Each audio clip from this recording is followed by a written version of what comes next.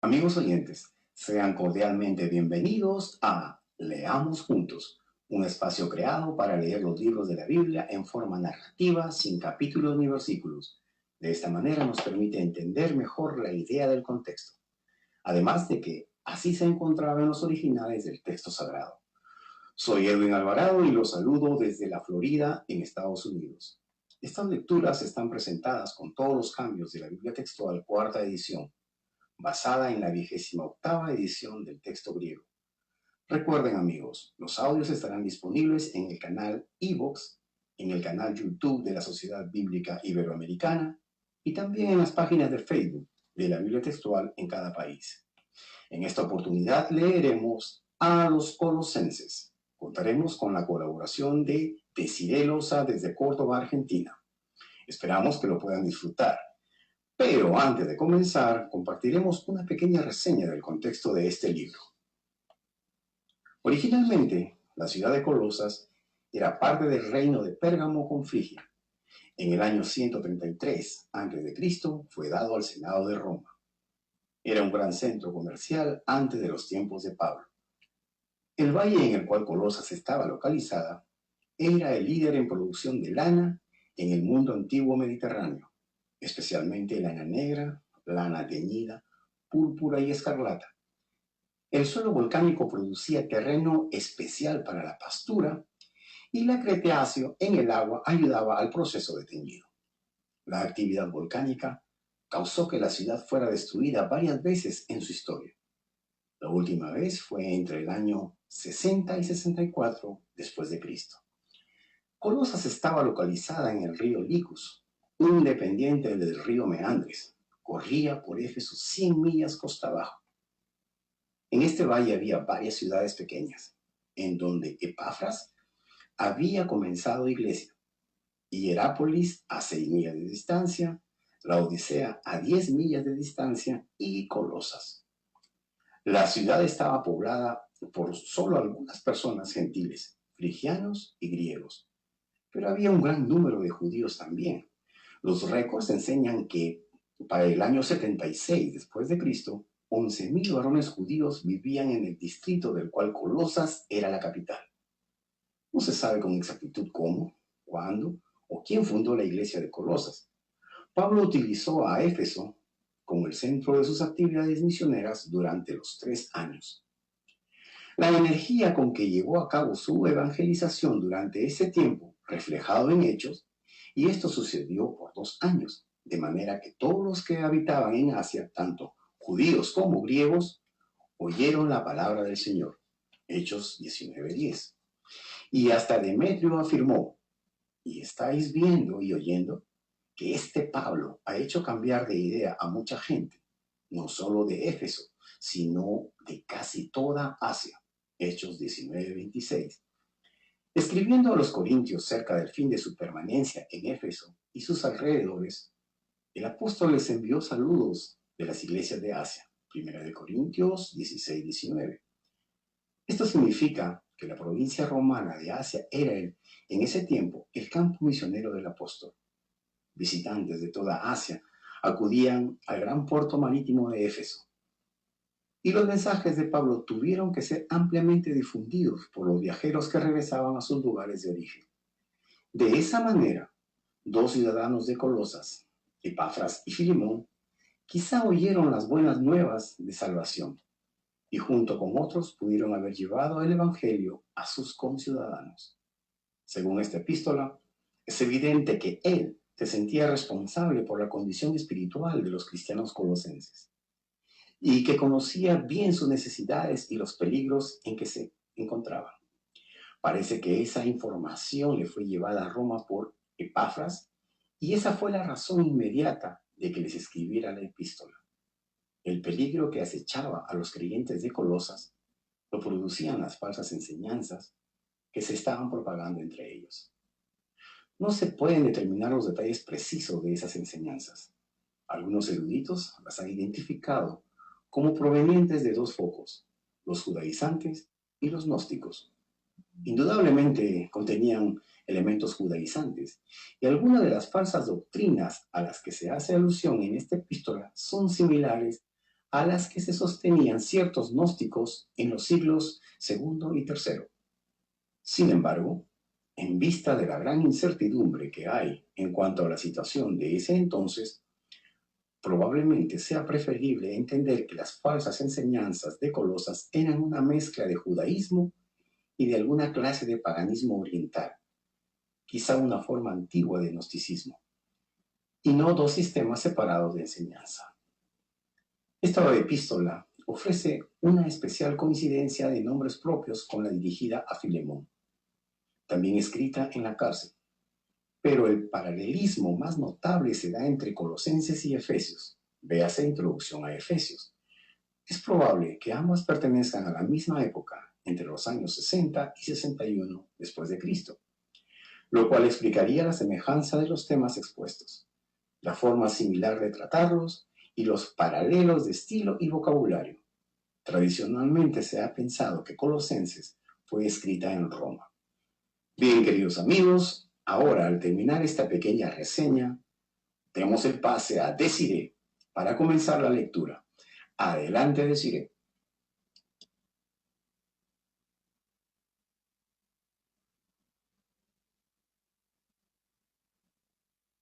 Buenas noches, hermanos, a los colosenses. Pablo, un apóstol de Cristo Jesús, por voluntad de Dios, y el hermano Timoteo, a los santos y fieles hermanos en Cristo que están en Colosas. Gracia y paz a vosotros, de Dios nuestro Padre. Damos gracias a Dios, Padre de nuestro Señor Jesucristo, orando siempre por vosotros, habiendo oído de vuestra fe en Cristo Jesús, y el amor que tenéis hacia todos los santos, a causa de la esperanza que os está reservada en los cielos, la cual oísteis antes por la palabra de la verdad del Evangelio, que está presente entre vosotros y también en todo el mundo está llevando fruto y creciendo, como también en vosotros, desde el día que oísteis y conocisteis plenamente la gracia de Dios en verdad, según lo aprendisteis de Epafras, nuestro consiervo amado, quien es fiel servidor de Cristo para vosotros, el cual también nos declaró vuestro amor en el Espíritu. Por esto también nosotros, desde el día que lo oímos, no cesamos de orar por vosotros y de pedir que seáis llenos de pleno conocimiento de su voluntad, en toda sabiduría y discernimiento espiritual, para andar como es digno del Señor, con el fin de agradarle en todo, llevando fruto en toda buena obra y creciendo en el pleno conocimiento de Dios, fortalecidos con todo poder, conforme a la potencia de su gloria, para toda constancia y paciencia, dando gracias al Padre con gozo, que os hizo aptos para participar de la herencia de los santos en la luz, quien nos rescató de la potestad de la tiniebla y nos trasladó al reino del Hijo de su amor, en quien tenemos la redención, la liberación de los pecados. Él es la imagen del Dios invisible, el primogénito de toda creación, porque en Él fueron creadas todas las cosas, en los cielos y en la tierra, las visibles y las invisibles, tronos o dominios o principados o potestades. Todas las cosas han sido creadas por Él y para Él, y Él es antes de todas las cosas, y todas las cosas subsisten en Él, y Él es la cabeza del cuerpo de la Iglesia. Él es el principio, el primogénito de los muertos, para que en todo tenga Él la preeminencia, por cuanto agradó que en Él habitara toda la plenitud, y por medio de Él reconciliar consigo todas las cosas, así las que están en la tierra como las que están en los cielos, haciendo la paz por la sangre de su cruz. Y a vosotros, que en otro tiempo erais extraños y enemigos, por tener la mente ocupada en las malas obras. Aun así, ahora os reconcilio en su cuerpo de carne por medio de la muerte, para presentaros santos y sin mancha e irreprensibles delante de él, ya que en verdad permanecéis sólidamente cimentados y firmes en la fe y sin moveros de la esperanza del Evangelio que oísteis, el cual fue proclamado en toda la creación que está debajo del cielo, del cual yo, Pablo, llegué a ser servidor. Ahora me regocijo en los sufrimientos por vosotros y completo en mi carne lo que faltaba de las aflicciones de Cristo por su cuerpo, que es la Iglesia, de la cual yo llegué a ser servidor, según la dispensación de Dios que me fue dada para completar con vosotros la palabra de Dios, el misterio oculto desde los siglos y edades, pero que ahora fue manifestado a sus santos, a quienes quiso Dios dar a conocer cuál es la riqueza de la gloria de este misterio entre los gentiles, que es Cristo en vosotros, la esperanza de la gloria, a quien nosotros anunciamos amonestando a todo hombre y enseñando a todo hombre con toda sabiduría, para presentar a todo hombre perfecto en Cristo, en lo cual también me fatigo luchando conforme a su energía, lo cual me energiza con poder.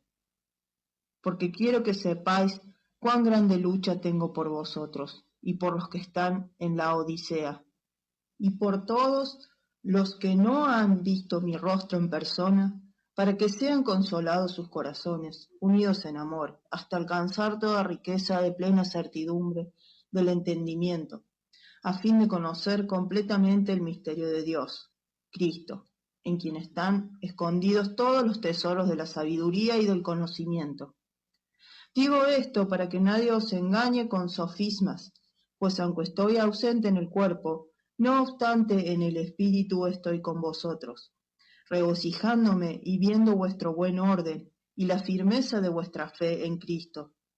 Por tanto, de la manera que recibisteis a Cristo Jesús el Señor, vivid en Él, arraigados y sobreedificados en Él, y afianzados en la fe, como fuisteis enseñados, rebosando en acción de gracias. Mirad que no haya quien os esclavice por medio de filosofías y huecas sutilezas, según la tradición de los hombres, conforme a las presuposiciones del mundo, y no según Cristo, porque en él vive corporalmente toda la plenitud de la naturaleza divina, y habéis sido hechos completos en él, el cual es la cabeza de todo principado y potestad.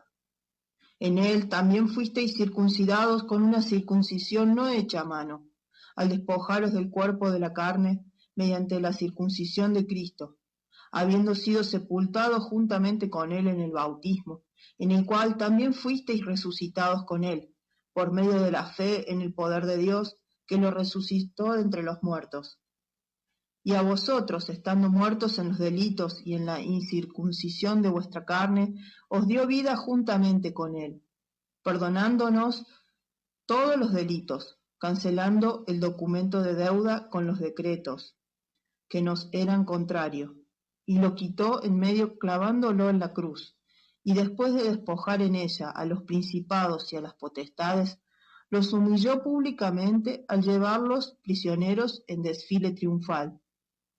Por tanto, nadie os juzgue en comida o en bebida, o con respecto a las solemnidades, o novilunio, o sábados, lo cual es sombra de las cosas venideras, pero la realidad es de Cristo.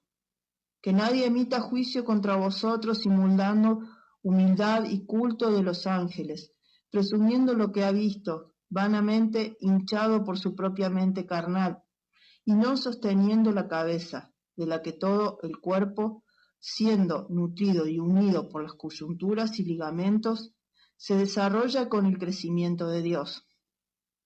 Si moristeis con Cristo a las presuposiciones del mundo, ¿por qué, como si vivierais en el mundo, sois sometidos a preceptos? No uses, ni comas, ni toques, según mandamientos y doctrinas de hombres, cosas que están todas destinadas a perecer con el uso. Tales cosas tienen en verdad cierta reputación de sabiduría en una religión impuesta por uno mismo, y en una falsa humildad y severo trato del cuerpo, pero no tienen valor alguno contra los apetitos de la carne. Puesto que fuisteis resucitados juntamente con Cristo, buscad las cosas de arriba donde está sentado Cristo a la diestra de Dios. Pensad en las cosas de arriba, no en las de la tierra, porque moristeis y vuestra vida ha sido escondida con Cristo en Dios. Cuando Cristo, vuestra vida, sea manifestado, entonces también vosotros seréis manifestados con Él en la gloria. Haced morir, pues, lo terrenal en vuestros miembros: fornicación, impureza, pasión desordenada, deseo malo y la avaricia, que es idolatría, cosas por las cuales viene la ira de Dios, en las que también vosotros anduvisteis en un tiempo, cuando vivíais en ellas. Pero ahora desechad también vosotros todas estas cosas: ira, enojo, malicia, maledicencia, lenguaje obsceno de vuestra boca. Habiéndoos despojado del viejo hombre con sus prácticas, no mintáis unos a otros, y os habéis vestido el nuevo, que está siendo renovado hasta un conocimiento pleno, conforme a la imagen del que lo creó, donde no hay griego ni judío, circuncisión o incircuncisión, bárbaro, escita, esclavo, libre, sino que Cristo es todo y en todos. Vestíos, pues, como escogidos de Dios, santos y amados, de entrañable compasión, bondad, humildad, mansedumbre, paciencia, soportándoos los unos a los otros y perdonándoos los unos a los otros, si alguno tiene queja contra otro. Como el Señor en verdad os perdonó, así también vosotros. Y sobre todas estas cosas, el amor, el cual es el vínculo de la perfección. Y la paz de Cristo sea árbitro en vuestros corazones, a la cual ciertamente fuisteis llamados en un solo cuerpo, y sed agradecidos. La palabra de Cristo viva en vosotros en abundancia, con toda sabiduría, enseñándoos y amonestándoos unos a otros con salmos e himnos y cánticos espirituales, cantando con gratitud en vuestros corazones a Dios. Y todo lo que hagáis, de palabra o de obra, hacerlo todo en el nombre del Señor Jesús, dando gracias a Dios Padre por medio de Él. Esposas, sed dóciles a los esposos como conviene en el Señor. Esposos, amad a vuestras esposas y no seáis ásperos con ellas. Hijos, obedeced a vuestros padres en todo, porque esto es aceptable ante el Señor. Padres, no irritéis a vuestros hijos para que no pierdan ánimo. Esclavos, obedeced en todo a vuestros señores según la carne, no sirviendo al ojo como los que agradan a hombres, sino con sinceridad de corazón, temiendo al Señor. Cuanto hagáis, hacedlo de corazón, como para el Señor y no para los hombres, sabiendo que del Señor recibiréis la recompensa de la herencia. A Cristo, el Señor, servís. Pero el que hace injusticia recibirá la injusticia que hizo, porque no hay acepción de personas. Señores, dad a los esclavos lo justo y lo equitativo, sabiendo que también vosotros tenéis un Señor en el cielo. Perseverad en la oración, velando en ella con acción de gracias, orando al mismo tiempo también por nosotros, para que Dios nos abra una puerta de la palabra, para hablar el ministerio de Cristo, por el cual también he sido encadenado, para que lo dé a conocer como me conviene hablar. Andad sabiamente para con los de afuera, no malgastando el tiempo. Vuestra palabra sea siempre con gracia, sazonada con sal, para saber cómo os conviene responder a cada uno. Todo lo concerniente a mí os lo hará saber Tíquico, hermano amado y fiel servidor y consiervo en el Señor, a quien envié a vosotros para esto mismo, para que conozcáis nuestra situación y consuele vuestros corazones con Onésimo, fiel y amado hermano, quien es uno de vosotros. Os harán saber todas las cosas de aquí. Os saluda Aristarco, mi compañero de prisión, y Marcos, el primo de Bernabé, acerca del cual recibisteis instrucciones. Si va a vosotros, recibidlo. Y Jesús, el llamado justo, que son de la circuncisión, Estos son los únicos colaboradores en el reino de Dios que me fueron de consuelo. Os saluda Epafras, quien es uno de vosotros, esclavo de Cristo, quien se esfuerza siempre por vosotros en las oraciones, para que estéis firmes, perfectos y totalmente decididos a cumplir toda la voluntad de Dios. Porque doy testimonio de él, de que tiene mucha preocupación por vosotros, por los que están en la Odisea y por los que están en Hierápolis. Os saluda Lucas, el médico amado, y Demas. Saludad a los hermanos que están en la Odisea, a Ninfa y a la iglesia que está en la casa de ella. Y cuando esta epístola haya sido leída en presencia de vosotros, haced que también sea leída en la iglesia de los laodicenses, y que vosotros también leáis la de la Odisea. Y decid a Arquipo: atiende la labor del servicio que recibiste del Señor, para que lo cumplas. La salutación de mi propia mano, de Pablo. Recordar mis cadenas. La gracia sea con vosotros. Hasta aquí la carta a los colosenses. Los esperamos la semana que viene. Muchas gracias, hermanos. Hasta el próximo encuentro.